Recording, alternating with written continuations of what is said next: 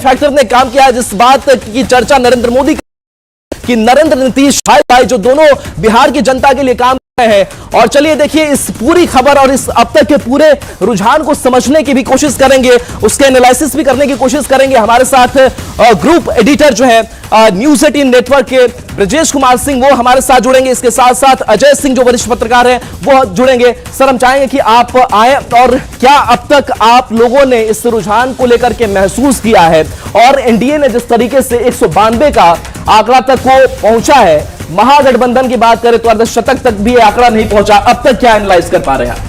मुझे लगता है कि अगर हम लोग 2010 के चुनाव को देखें और उसके बाद से हम लोग 2025 के चुनाव की बात कर रहे हैं, 2010 के बिल्कुल बराबर तो नहीं, लेकिन जो है सो उसी जैसा स्पेक्युलर ये पूरा का पूरा सर, ऑडियो में थोड़ी दिक्कत हो रही है जी। मुझे ये लगता है कि अगर ये रुझान जो अब धीरे धीरे जो है सो जीत में कन्वर्ट होंगे, अगर वो ये है तो बता 2005 में नीतीश कुमार ने बिहार की कमान संभाली थी और 20 के एक साल को अगर छोड़ दें तो लगातार मुख्यमंत्री की कुर्सी पर बैठे रहे।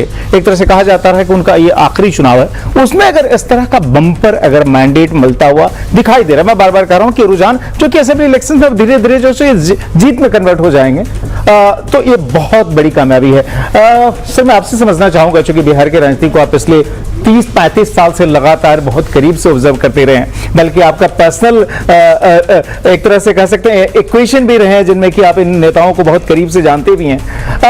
क्या आपने सोचा था कि एक तरह से जो नीतीश कुमार का जो आखिरी चुनाव है उसमें इस तरह का, और उसमें जो नरेंद्र और नीतीश की जोड़ी जो कि प्रधानमंत्री मोदी खुद रैलीज में करते रहे, इस तरह का प्रभाव डाल पाएगी?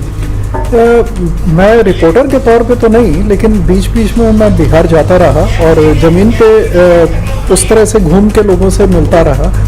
तो नीतीश जी के लिए जो एक सिंपैथी थी वो हम इस बार जबरदस्त देखी। वो लोगों के आंखों में एक ऐसा था कि जैसे एक तरह से ट्रस्ट था, और कहीं ना कहीं एक पे बैक वाला, समाज का जो पे बैक का एक होता है ना, वो हमें दिखाई दिया। तो हमें ये लगता था कि सिंपैथी होगी और शायद अच्छे ढंग से हो, लेकिन उसका रूप 2010 का होगा ये हमें अंदाज नहीं था। अभी जो हम देख रहे हैं उससे तो हमें लग रहा है कि इस कोलिशन को रेनबो कोलिशन उस समय कहा गया था। आपको याद होगा कि 2005 के इलेक्शन में कोलिशन ऑफ एक्सट्रीम्स की बात हुई थी, जिसमें कि upper caste and schedule extreme OBC EBCs, तो ये एक साथ हुए थे। लेकिन 2010 में इसको रेनबो कहा गया था। रेनबो का मतलब कि सब लोग आ गए थे। ये रेनबो वाली स्थिति हमें लग रही है, और ये रेनबो होना बहुत बड़ी बात है।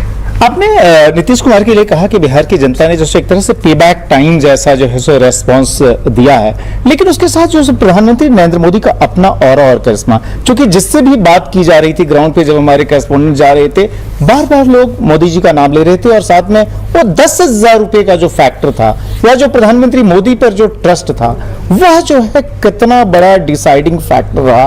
ऑब्वियसली नीतीश कुमार की तो क्रेडिबिलिटी रही, उनका गवर्नेंस रहा, जिसको लोग लगातार कंपेयर करते रहे। आपने कहा पे बैक टाइम भी है, लेकिन प्रधानमंत्री खुद कितने बड़े फैक्टर रहे? नहीं, पीएम का ट्रस्ट फैक्टर तो हमेशा रहा। आप देख रहे हैं कि पिछले, आप तो पहले से देख रहे हैं, अहमदाबाद से लेके और यहाँ तक आपने देखा है, कभी भी वो ट्रस्ट लेवल कभी नीचे नहीं आया, और वो ट्रस्ट लेवल हमेशा ज्यादा स्ट्रेंथन होता गया। और उसकी वजह यह है कि प्रामाणिकता।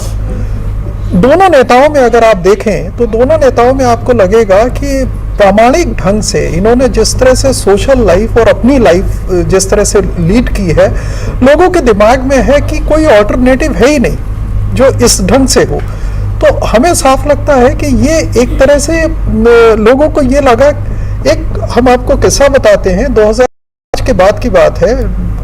नीतीश जी ने मुझसे कहा था कि व्याकरण, राजनीतिक व्याकरण चेंज हो गया है, ये लौट के वापस नहीं जा सकता है। दिक्कत ये हो गई है कि अपोजिशन एक टाइम वार्प जो होता है उसमें फंस के रह गया है। वो व्याकरण 2005 से पहले का इस्तेमाल कर रहा है, जबकि जनता उस पर जाना ही नहीं चाहती है, और वो नया व्याकरण अभी तक इन्होंने लिया ही नहीं है। तो यहाँ पर एक बड़ा महत्वपूर्ण सवाल हो जाता है कि अभी तक जो ये देखा गया था कि बिहार की राजनीति में अगर पिछला चुनाव छोड़ दें तो जो है, चूंकि उसमें एलजेपी ने जेडीयू की काफी सीटें खराब करी और बीजेपी और जेडीयू का जो गठबंधन रहा उसमें बीजेपी लीड पार्टी बनी, लेकिन उसके पहले तक जो है सो बीजेपी कम सीटों पर चुनाव लड़ती थी, जेडीयू से ज्यादा सीटें पाती थी। लेकिन अब पिछले दो चुनाव, मतलब पिछली बार का चुनाव और इस बार का चुनाव, अगर ये ट्रेंड रिजल्ट में कन्वर्ट हो जाता है तो बीजेपी जो है अब बड़े भाई की भूमिका में वहां आ गई है। और अगर ये कहा जा रहा है कि नीतीश बाबू का एक तरह से आखिरी चुनाव है, इसलिए भी इतनी अधिक सिंपैथी थी, तो इसके बाद अब बीजेपी की राजनीति को कितना आगे बढ़ते हुए देखते हैं? क्या बीजेपी कब उस समय इमेजिन कर पाए जब वो अपने बूते पे सरकार बना पाएगी बिहार में? अभी तो ये स्थिति नहीं है। अभी तो आपको किसी न किसी तरह से एक ऐसी पार्टी का जो समाजवादी पृष्ठभूमि से हो उसका सहारा लेना होगा।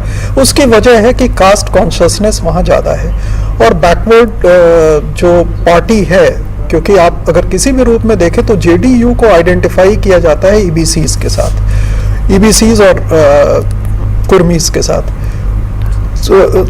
सोशलिस्ट बैकग्राउंड होने की वजह से कुछ सेक्युलर वोट भी उनके साथ रहता है, लेकिन बाय एंड लार्ज आपको कहीं ना कहीं से ये सपोर्ट बेस लेना ही पड़ेगा।